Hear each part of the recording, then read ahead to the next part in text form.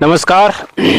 आज आपल्याला या ठिकाणी भाग्येश कांबळे यूट्यूब चॅनलवरती मुलाखत देण्यासाठी आमचे सन्माननीय मार्गदर्शक ज्यांची पूर्ण महाराष्ट्रावर आरोग्यदूत म्हणून ज्यांना ओळखलं जातं असे सन्माननीय विकीबाबा चौधरी हे या ठिकाणी उपस्थित आहेत आणि पूर्ण महाराष्ट्रामध्ये ते काम करत असताना आरोग्याच्या बाबतीत अतिशय चांगल्या पद्धतीने लोकांना ते सुविधा देण्याचं काम या ठिकाणी करत असतात आणि आज आपल्याला या ठिकाणी या भाग्येश कांबळे यूट्यूब चॅनलवरती मुलाखत देण्यासाठी या ठिकाणी उपस्थित आहेत। सर्वप्रथम मी सरांचं या ठिकाणी मनपूर्वक स्वागत करतो।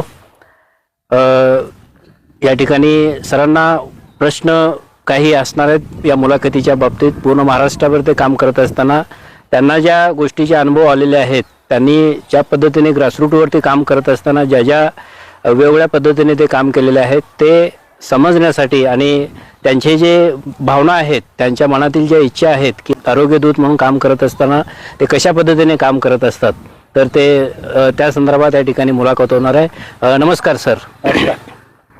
तर सर्वप्रथम सरांना या ठिकाणी आरोग्यदूत म्हणून प्रश्न उपस्थित करत असताना सरांना या ठिकाणी सरांचं मी मनपूर्वक स्वागत करतो की सर, आपण आरोग्यदूत म्हणून काम करत असताना सर्वप्रथम आपण ते आपल्याला ही भावना आपल्या मनामध्ये कशी काय निर्माण झाली त्या संदर्भात आपण या ठिकाणी सांगाल तर खूप आनंद होईल आम्हाला।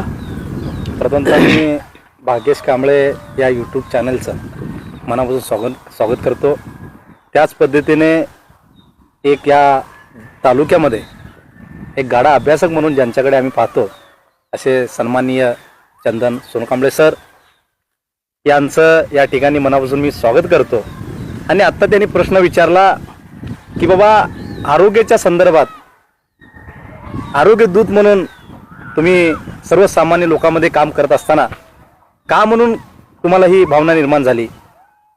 आज सर्वसामान्य वाड्या वस्तीवरचा जो सर्वसामान्य गरीब जनता आहे ते अत्यंत संकटात आहे, खूप एकदम परिस्थितीची झगडत आहेत। अशा सर्वसामान्य लोकांना आपण एक फुल नाही फुलाची पाकळी म्हणून मदत करावी ही भावना म्हणून आम्ही आरोग्याच्या संदर्भात आलेलो आहोत आणि शेवटपर्यंत गोरगरिबांची सेवा ही निस्वार्थ भावनेतून आम्ही करू एवढंच या ठिकाणी सांगतो। आपण एकंदरीत पूर्ण महाराष्ट्रावर काम करत असताना आपल्याला वेगवेगळ्या अशा आरोग्यासंदर्भात समस्या निर्माण होत असतात की जसं एखादा प्रसंग असा उद्भवला की समजा एखादी आपत्कालीन परिस्थिती निर्माण झाली की गर्भवती महिलांच्या बाबत एखादी समस्या रात्री